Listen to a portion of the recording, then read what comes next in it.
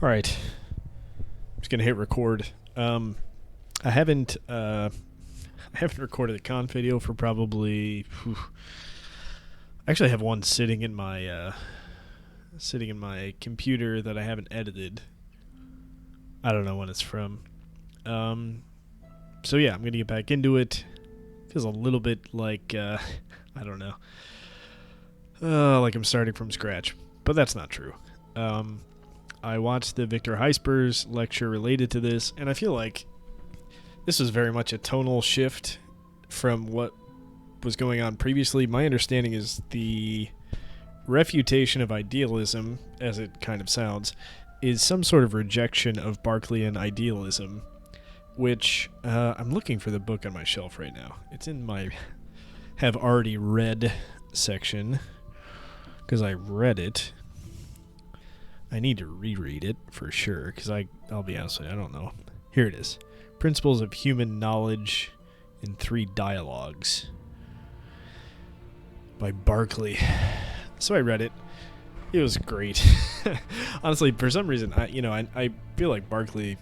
I feel like nobody likes Berkeley anymore. I'm very attracted to Berkeley and his ideas, and it's probably because I don't really understand them that well. But the thought that everything that you experience could just be, in some ways, an idea that actually doesn't have an independent physical whatever reality, probably in a more I don't know. Gosh. I don't know. Egocentric sense was an idea that was very attractive to me as a young person. This is getting too it's getting off the rails. But I don't know. There was some sense that I got as a young person that, like, and it's probably some sort of spiritual feeling, to be honest with you, that like everything could just be something that my mind has created. Almost in like a I should just turn this off. Stop recording. In like a I don't know, transcendental, I shouldn't use that word, transcendent kind of I don't know, artistic, aesthetic type of way, like you being the author of all reality, because like your point of view is the only one you can experience, and therefore it seems possible that it could just be all a product of you.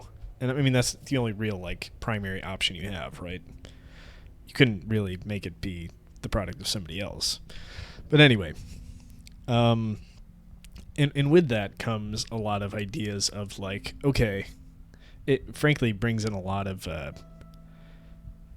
what I would consider paranoia.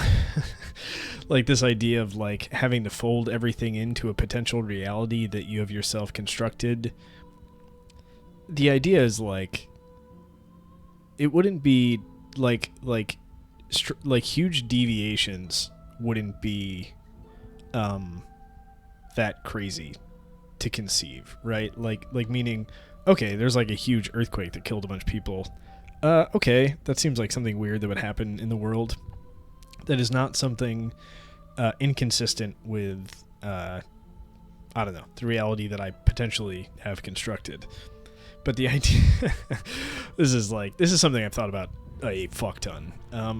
But the idea would be, the thing that I'm trying to get at least, is like, the crack in the veneer would potentially come in something obvious that is almost too obvious but not that noticeable. So if you were able to some way like chisel your way out of your own constructed reality, it would be in some sort of like I said, straightforward, obvious thing that seems like just a little bit off, or just seems a little too obvious or too on the nose. But then it like creates this world where you're like paranoid about insanely mundane things not being just like 100% mundane, but you're actually kind of copacetic with huge natural disasters. I don't know. Frankly, again, this is way off the rails. It's like 5 minutes at this point. But like, if I were to write a novel or something, that would be the basic idea.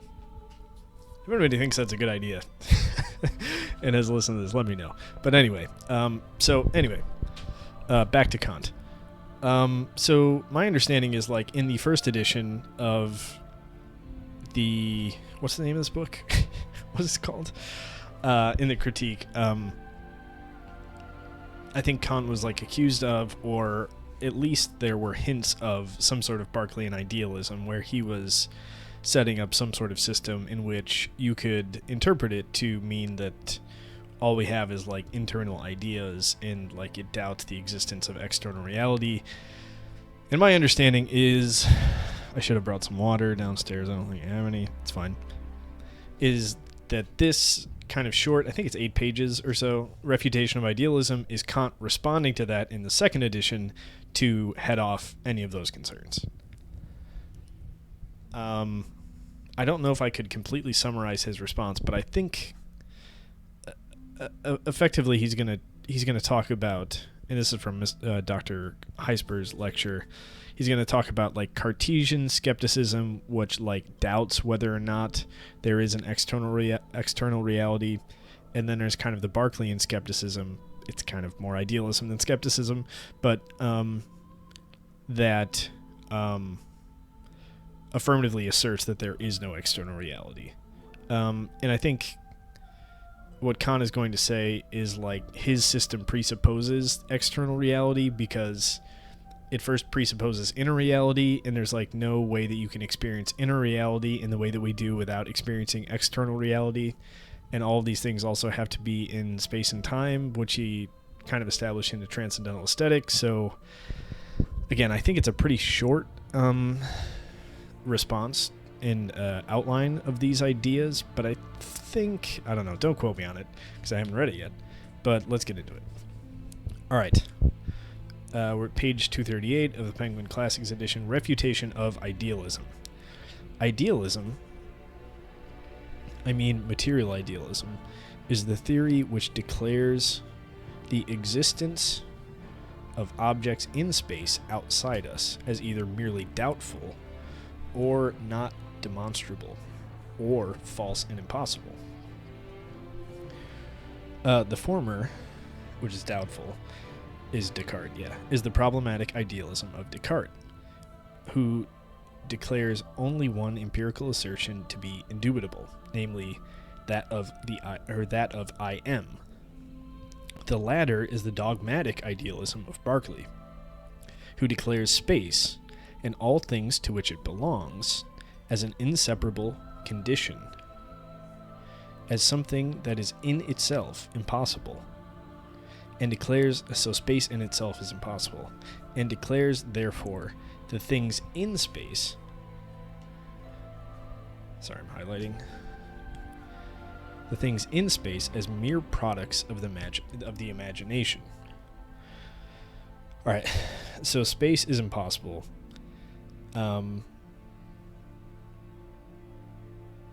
And all things belong in it as an inseparable condition, as something that is in itself impossible, and declares, therefore, the things in space are mere products of our imagination. Dogmatic idealism is inevitable if we look upon space as a property that belongs to things in themselves. For in that case, space, and all of which it is a condition, is a non-entity.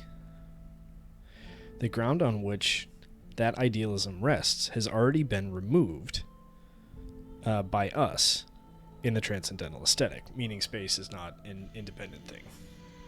We established that in the Transcendental Aesthetic.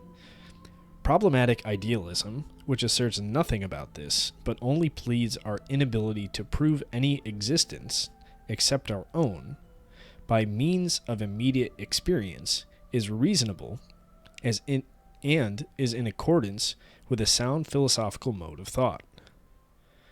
Namely, it allows no decisive judgment before a sufficient proof has been found.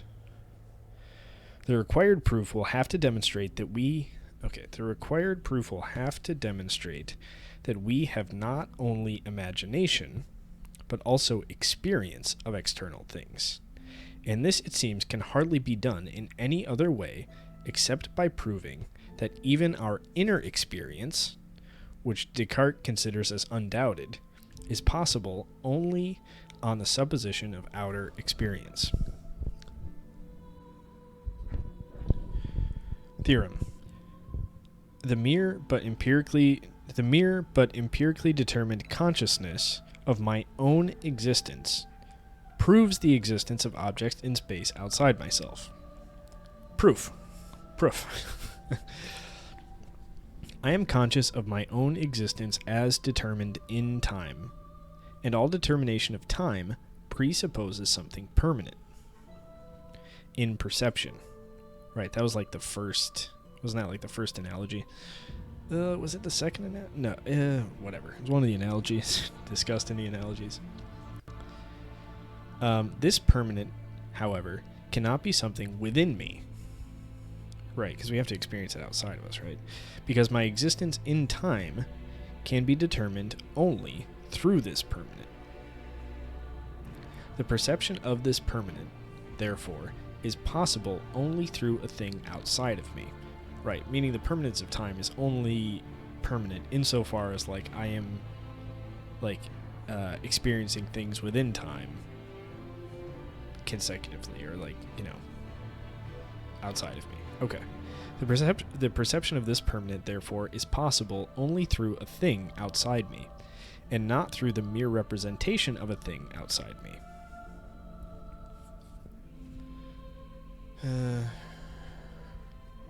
Okay. Doesn't really feel like it takes the argument head on, right? I don't know. What if this computer is just a representation of a thing outside of me? I don't know. Okay, anyway. And the determination of my existence in time is, consequently, possible only through the existence of actual things, which I perceive outside me. And the determination of my existence in time is, consequently, possible only through the existence of actual things which I perceive outside me. Now, as the consciousness in time is necessarily connected with the consciousness of the possibility of this determination in time, it is also necessarily connected with the existence of things outside me, as condition of the determination of time. In other words, please, the consciousness of my own existence is at the same time an immediate consciousness of the existence of other things outside of me. That kind of makes sense. Note 1. It will have been observed that in the foregoing proof, the trick played by idealism has been turned against it, and with greater justice. Idealism assumed that the only immediate experience is the inner experience, and that from it we can no more than infer external things. However, we so infer only in an untrustworthy manner, as happens whenever from given effects we infer determinate causes. Hume. For it is also quite possible that the cause of the representations which are ascribed by us, it may be wrongly, to external things, lies within ourselves. Okay, we, however, have proved that outer experience is actually immediate, and that only by means of it,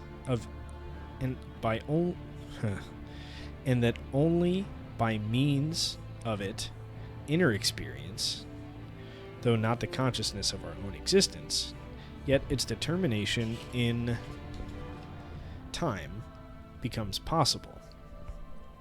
No doubt the representation I am, which expresses the consciousness that can accompany all thought, is that which immediately includes the existence of a subject. but it does not yet include a knowledge of it. Okay. And is therefore not empirical knowledge, that is, experience for it. Okay. So just saying, like, I am implies the existence of a subject, meaning that you're there, but not that you know of the subject until you actually experience it, presumably what he's going to say, which must be done in space and time. Okay. For such an experience, we require, besides the thought of something existing, also intuition. And in this case, inner intuition, in respect to which, that is, to time, the subject must be determined. For the experience is itself possible only mediately, and only through outer experience. Okay? Note 2. This view is fully confirmed by all empirical use of our faculty of knowledge in the determination of time. Not only are we unable to perceive any determination of time, except through a change in outer relations, parentheses motion, with reference to what is permanent in space, with reference to what is permanent in space, for instance, the motion of the sun with respect to terrestrial objects, but we really have nothing permanent on which, as intuition, we could found the concept of a substance except merely matter. Okay. I'm kind of getting this. More than I thought I would. Okay, not only... I'm going to reread that sentence. Sorry. Not only are we unable to perceive any determination of time, except through a change in outer relations, motion, with reference to what is permanent in space, for instance, the motion of the sun with respect to terrestrial objects, but we really have nothing permanent on which, as intuition, we could found the concept of substance. Meaning, okay, except merely matter. Okay. And even its permanence is not derived from outer experience, but is presupposed a priori as a necessary condition of all determination of time, as we just kind of talked about, and therefore also as the determination of inner sense with respect to our own existence, through the existence of external things. The consciousness of myself in the representation I is not an intuition, but a merely intellectual representation of the self-activity of a thinking subject.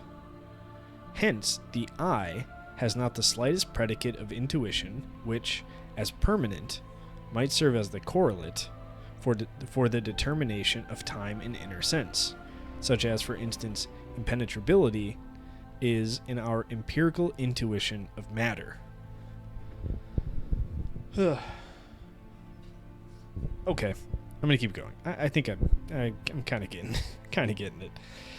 I couldn't explain it right now, but okay. Note 3: the fact that the existence of external objects is required for the possibility of a determinate consciousness of ourselves. It does not follow that every intuitive representation of external things, at the same time, their existence. What the fuck? That's the end of the sentence. Okay, note 3. I'm going to just try that again. From the fact that the existence of external objects is required for the possibility of a determinate consciousness of ourselves, it does not follow that every intuitive representation of external things involves, at the same time, their existence. Okay. I think what he's saying is like, just because of the fact that we need external objects, or things external from our own mind, effectively, to determine the existence of ourselves in space, doesn't mean that everything that we intuit in space necessarily determines its existence. Meaning, like, something can be a mere appearance and we're tricked, or it's an illusion or something like that. Because experience it's not just experience that fixes things in the external things in the world. Okay, that would be too expansive. For such a representation may well be the mere effect of the faculty of imagination, as in dreams as well as in madness, right? But it can be such an effect merely through the reproduction of former outer perceptions, which, as we have shown, is possible only through the actuality of external objects. What we wanted to prove here was only that the inner experience in general is possible only through outer experience in general. Whether this or that supposed experience be purely imaginary must be settled according to its own particular determinations and by a comparison with the criteria of all actual experience. Okay, fair enough. With reference to the third postulate, we find that it refers to the material necessary in... Wait, is that the whole... That's not the end of that thing, is it?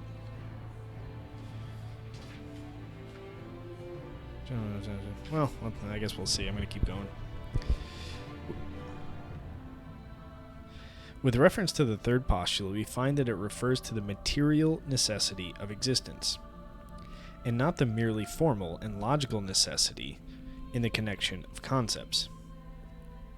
As it is impossible that the existence of objects of the senses should ever be known entirely a priori, though it may be known comparatively a priori, namely, relative to another already given existence.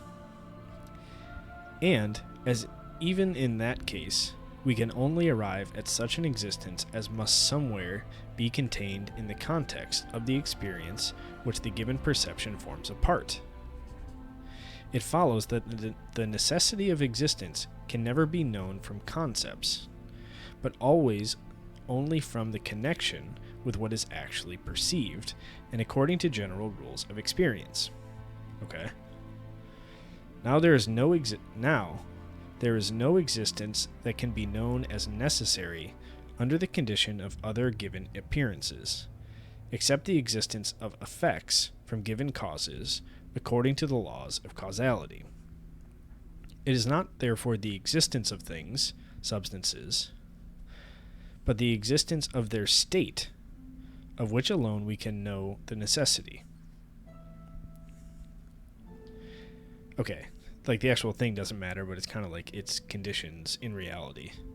And we can only know this from other states, which are given in perception, and according to the empirical laws of causality.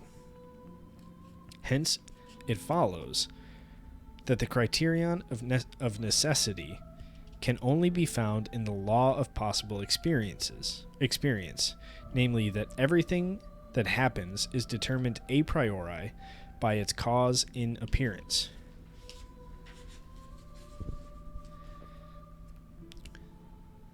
We therefore know the necessity only of those effects in nature, of which the causes are given to us.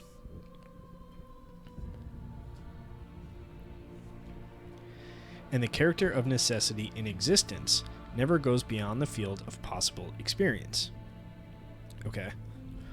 And even there, it does not apply to the existence of things as substances, because such substances can never be looked upon as empirical effects, or as something that happens and arises. Necessity, therefore, concerns only the relations of appearances according to the dynamical law of causality, and the possibility founded upon it of inferring a priori from a given existence, a cause, another existence, that of an effect. Thus the principle that everything which happens is hypothetically necessary subjects all alteration in the world to a law, that is, to the rule of necessary existence, without which there would not even occur such a thing as nature. Hence the proposition, nothing happens by blind chance. is an a priori law of nature, and so is likewise the other. No necessity in nature is blind, but is always a conditional and therefore intelligible necessity. Both these laws, by which the play of alterations is rendered subject to a nature of things, as appearances, are what is the same to that unity of the understanding, in which alone they can belong to one experience, that is, to the synthetic unity of appearances. Both are dynamical principles. The former is really a consequence of the principle of causality, which is among the analogies of experience. The latter is one of the principles of modality, which adds to causal determination the concept of necessity, which itself is subject to a rule of the understanding. The principle of continuity rendered every break in the series of appearances, alterations, impossible, and likewise any gap between two appearances in the sum total of our empirical intuitions in space. For thus we may express the proposition that nothing can enter into experience that would prove a vacuum, or that would even so much as admit a vacuum as part of empirical synthesis. I think we kind of talked about this previously, like nothing outside the timeline can enter the timeline. Otherwise, there would be a second timeline that it had to come from. It's kind of like a logical inconsistency. For the void, which one may conceive as lying outside the field of possible experience, that is, outside the world, can never come before the tribunal of the understanding, which has to decide only on such questions as concern the use to be made of given appearances for empirical knowledge. That void is in reality a problem for ideal reason, which goes beyond the sphere of a possible experience and wants to judge of that which surrounds and limits experience, and it will therefore have to be considered in our transcendental dialectic. With regard to the four propositions, it would be easy to represent each of them, as well as all principles of a transcendental origin, according to the order of the categories, and thus to assign to every one of them its proper position. But after what has been said before, the versed and expert reader will find it easy to do this himself.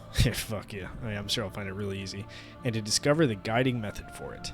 They all simply agree in this, and they admit nothing in our empirical synthesis that would in any way run counter or do damage to the understanding and the continuous coherence of all appearances, that is, to the unity of its concepts. For it is in the understanding alone that unity of experience, that the unity of experience in which all perceptions must have their position becomes possible.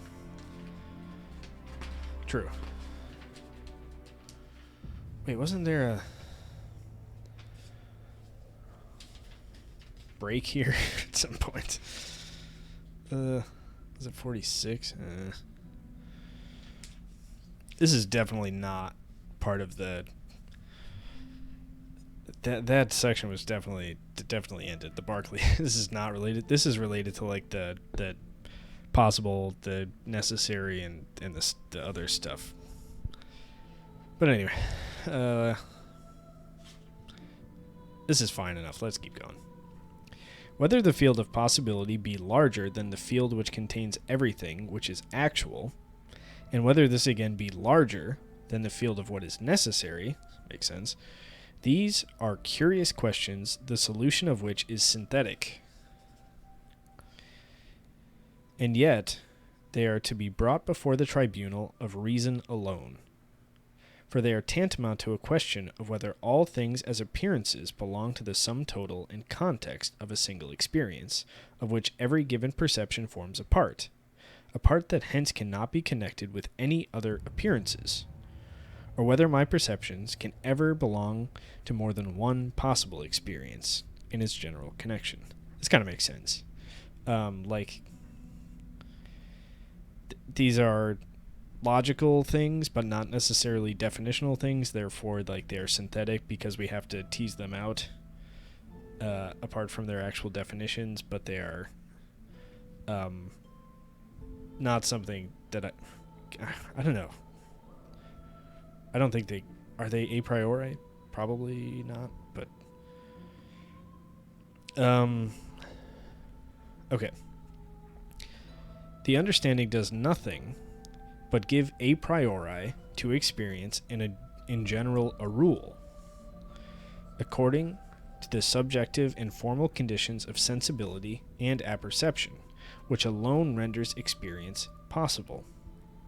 According to the subjective formal conditions of sensibility and apperception, which alone render experience possible. Other form...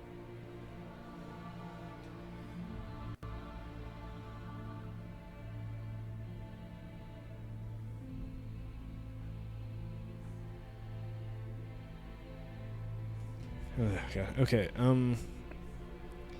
my phone distracting me. Other forms of intuition, different from space and time, and other forms of the understanding, different from the discursive form of thought or conceptual knowledge, even if they were possible,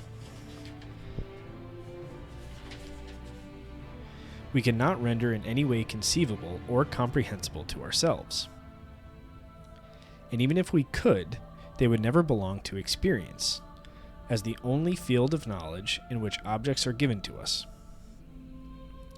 Whether there be, therefore, other perceptions, but those that belong to our whole possible experience, whether there be in fact a completely new field of matter, can never be decided by the understanding. Make sense? Which is only concerned with the synthesis of what is given. Right, like we can imagine like a color that doesn't exist on our current color wheel. Or, I don't know, whatever. You get it. Moreover, the poverty of the usual inferences by which we construct a large empire of possibility, of which all that is actual, the objects of experience, forms but a small segment, is actually all too apparent, meaning what actually exists is much smaller than the possibility of what could exist. Okay? Why is he talking about that? Okay, we'll see. When we say that all that is actual is possible, we arrive, according to the logical rules of conversion, at the merely particular proposition that something possible is actual, and thus seem to imply that much is possible that is not actual. Right?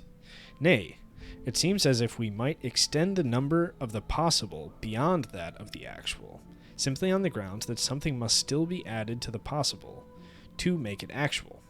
Right? But this addition to the possible I cannot recognize. It's not really an addition to the possible, right? It's like a condition that the possible meets and then becomes... we learn that it is actual. I don't know.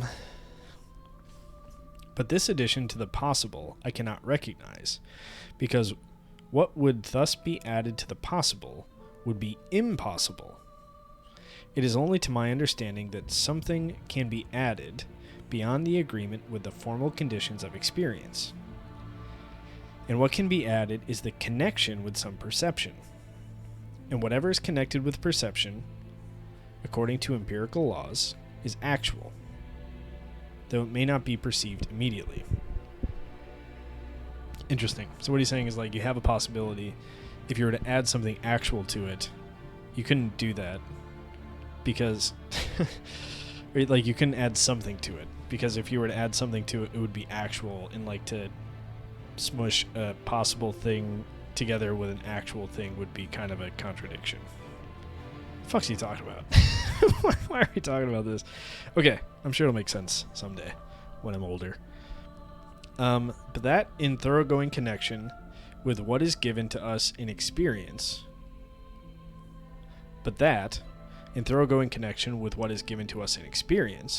there should be possible another series of appearances, and therefore more than one all-embracing experience cannot be inferred from what is given, and it can still less be inferred if nothing is given to us, because nothing can be thought without some material.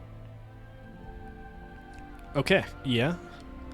What is possible only under conditions which themselves are merely possible is not possible in all respects, but such possibility in all respects is in question when we ask whether the possibility of things can extend further than experience can reach.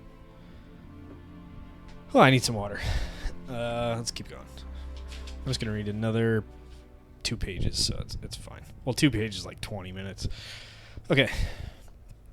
I have only touched on these questions in order to leave no gap in what are commonly supposed to be the concepts of the understanding. Okay, thanks, Kant.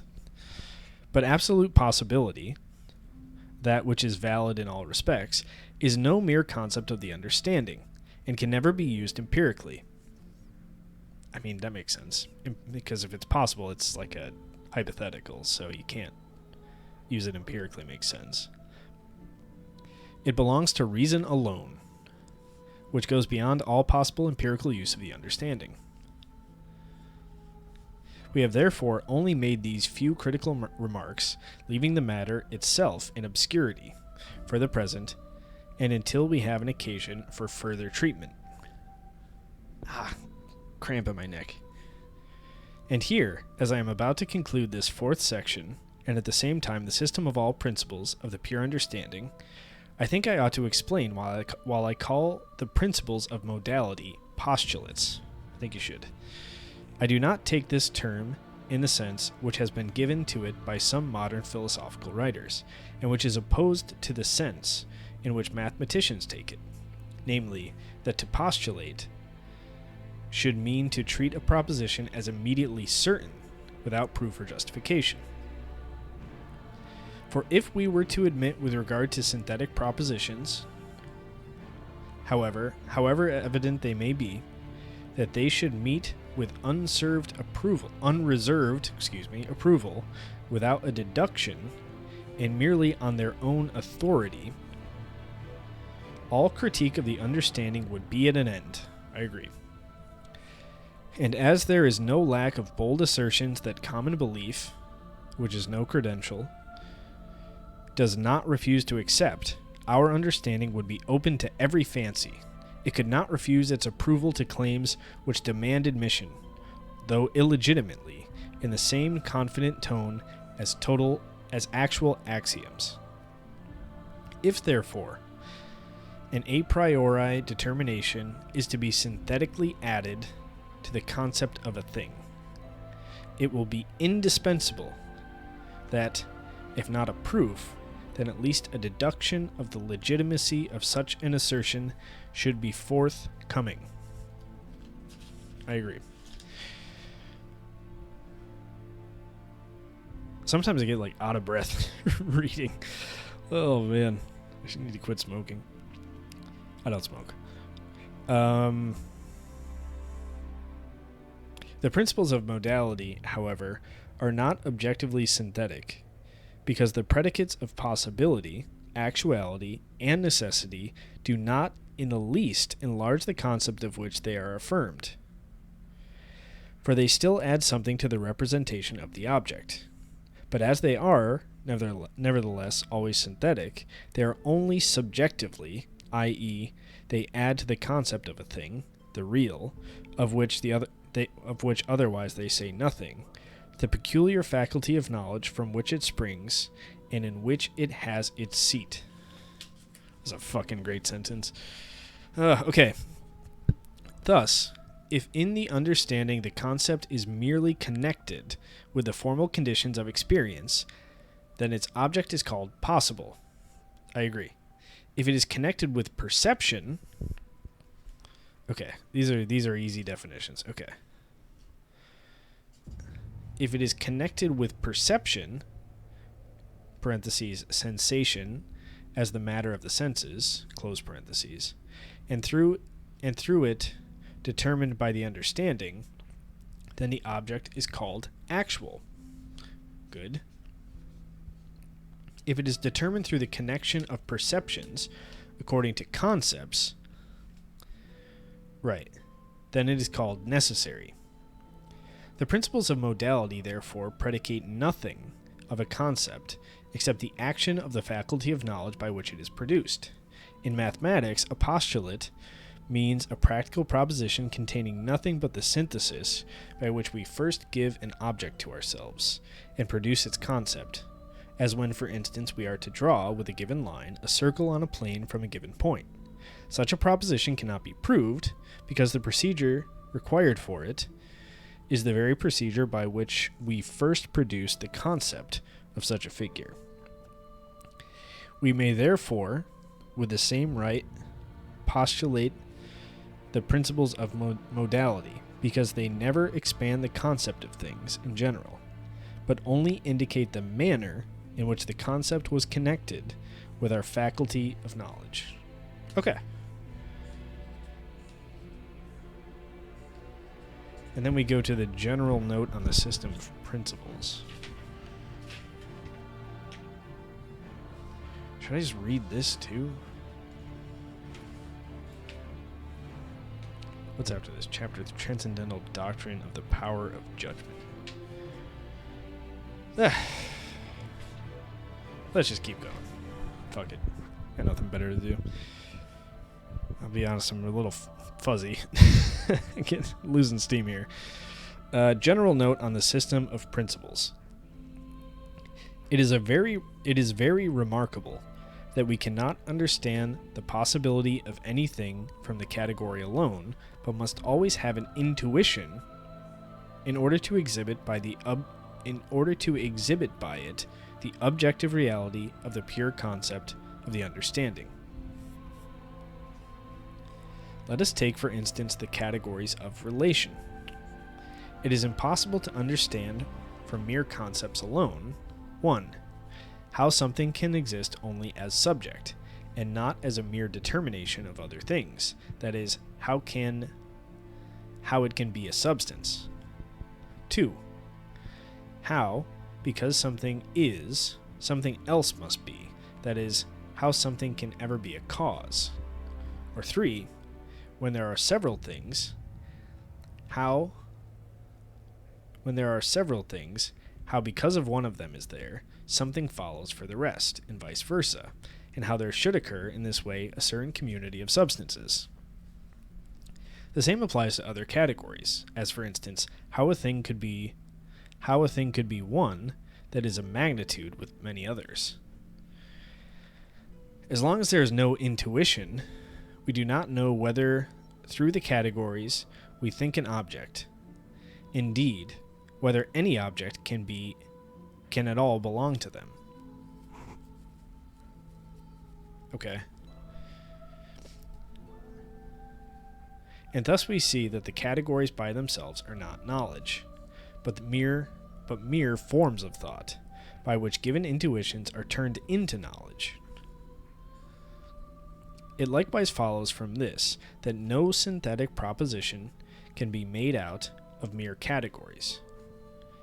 For instance, if it is said that in everything existing there is substance, that is, something that can exist only as subject, and not as mere predicate, or that everything is a quantum, etc.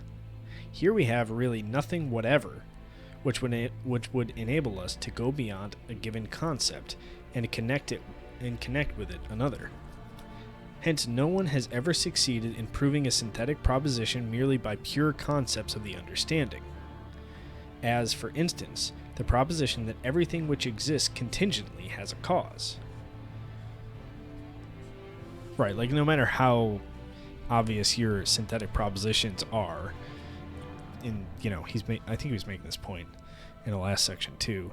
Like, you need an intuition and an experience to prove it, because, kind of going back to Hume, just because something follows consistently from something, or because we have experienced one thing previously, does not mean that it's going to happen the same way every time. I guess that's extrapolating a little bit, and this is even a little bit more simpler than that, or more simple. But I think it's the same general concept. Like, if we no matter how obvious a synthetic proposition seems to be, that doesn't necessarily mean that it's actually going to be what reality consists of. We still need intuition to confirm that. All that could be proved was that without such a relation to a cause, we could not comprehend the existence of what is contingent. That is, that we could not know a priori through the understanding the existence of such a thing. But from this, it does not follow in the least that the same relation to a cause is also the condition of the possibility of things themselves.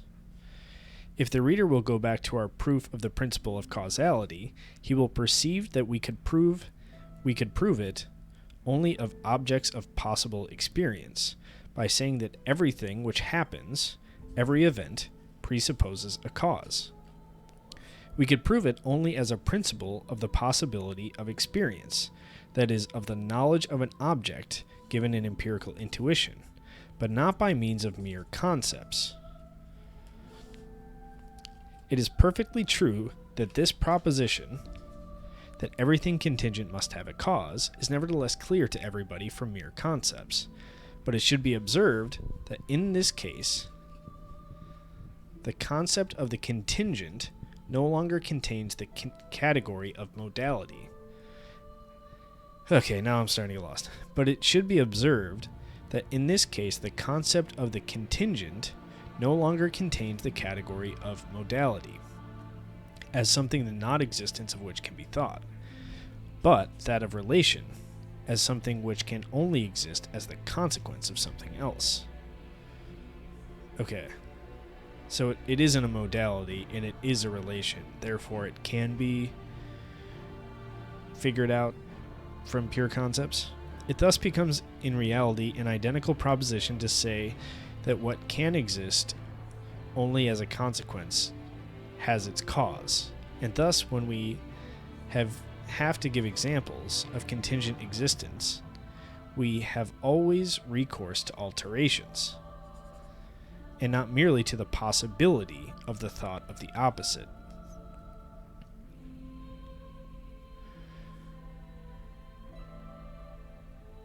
Alteration, however, I'm skipping a footnote. I don't have it in me. Alteration, I can't skip it now that I mentioned it.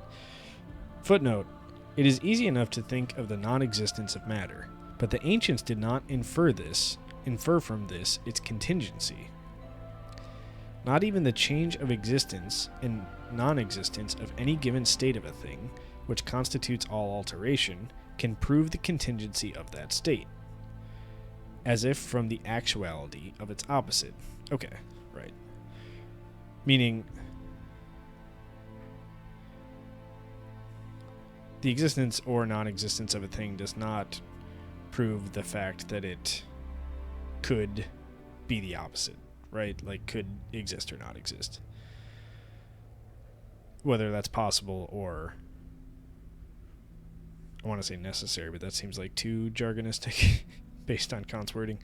The resting of a body, for instance, following on its motion, does not yet prove the contingency of that motion, just because the former is the opposite of the latter.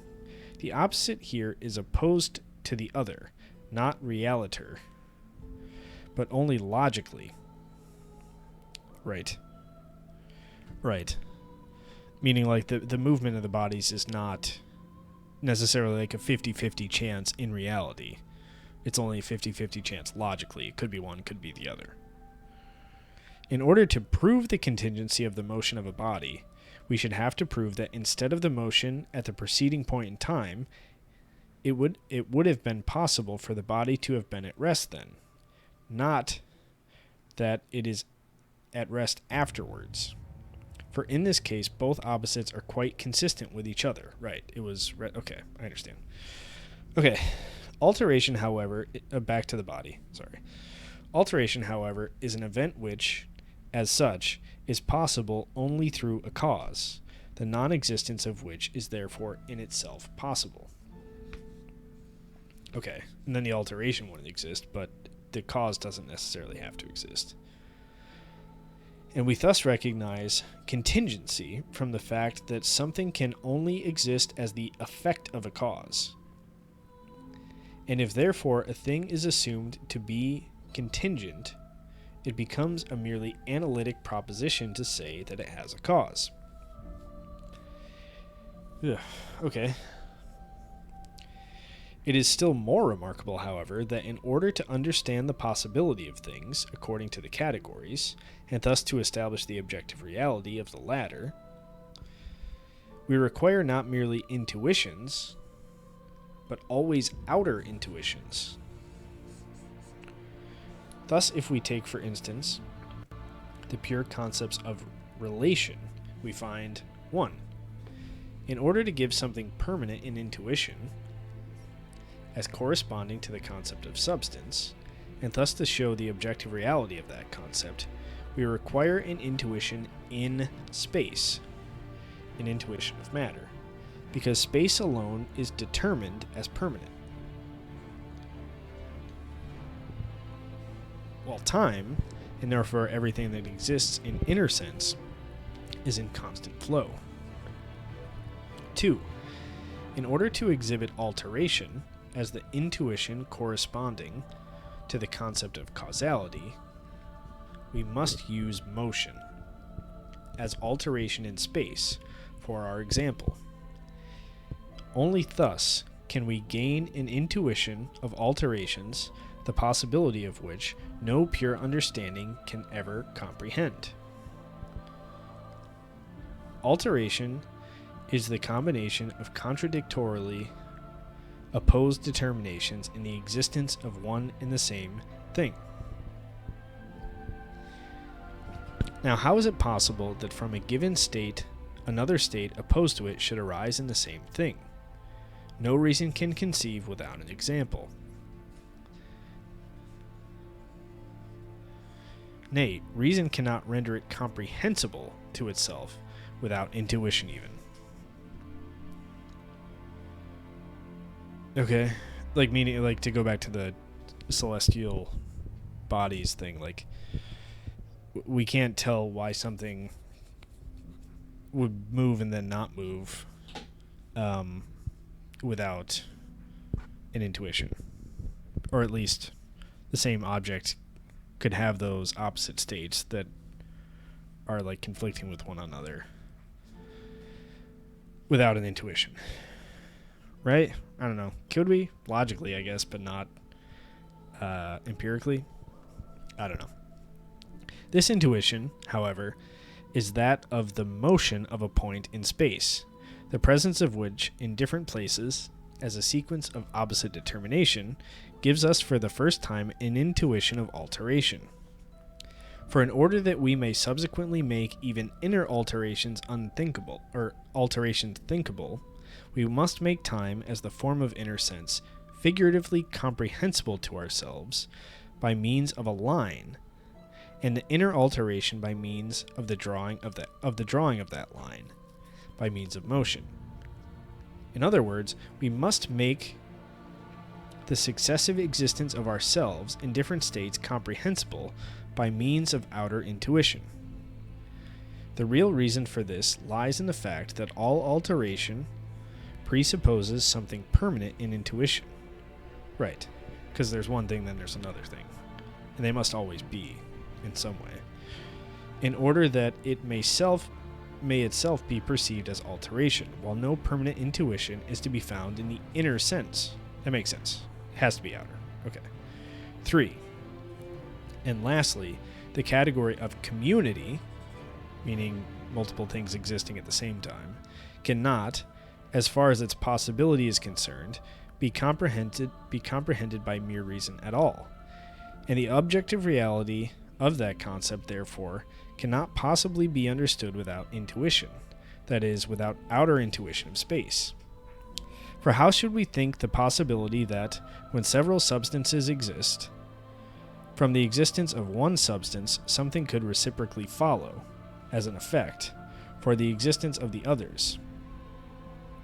And that, therefore, because there is something in the former, something must also be in the latter, which could not be understood from the existence of the latter alone.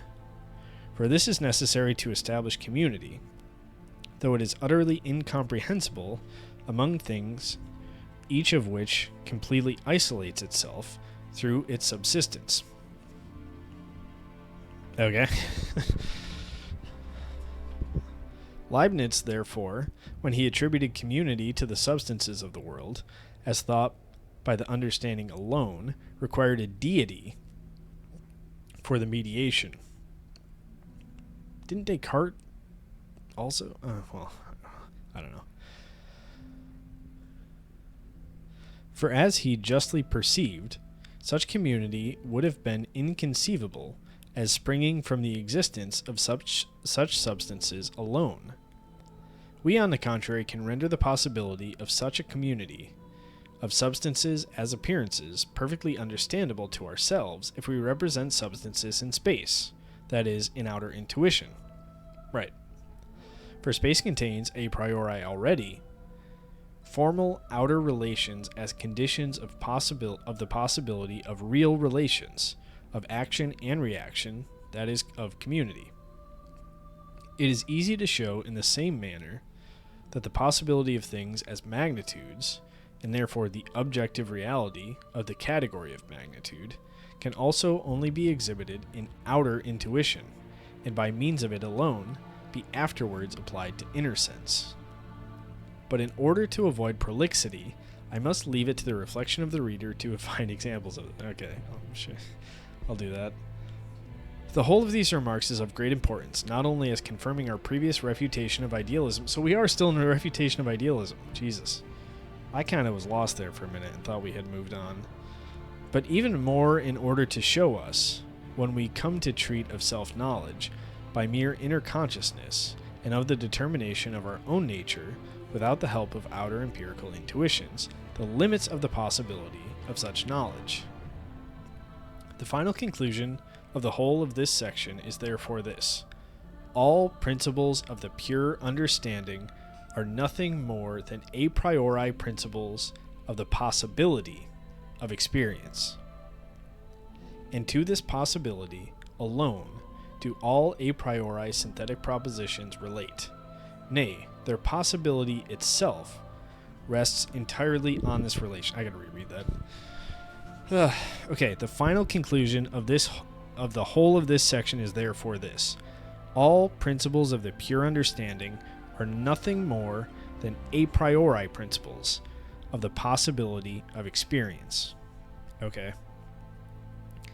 And to this possibility alone do all a priori synthetic propositions relate. Nay, their possibility itself rests entirely on this relation. Okay, I'm going to read it once more.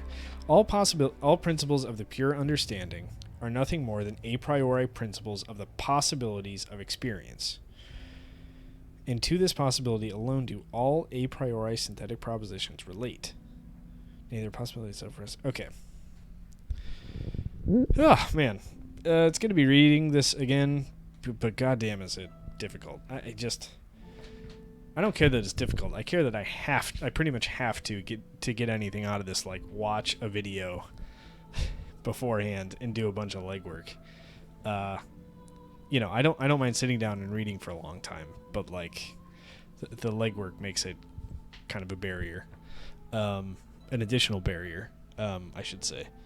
But yeah, I don't have much to say about that. That was tough.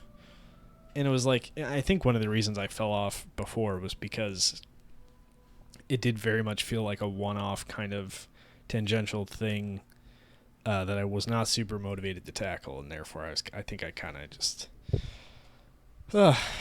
pushed it off for a bit. But anyway, thanks for listening.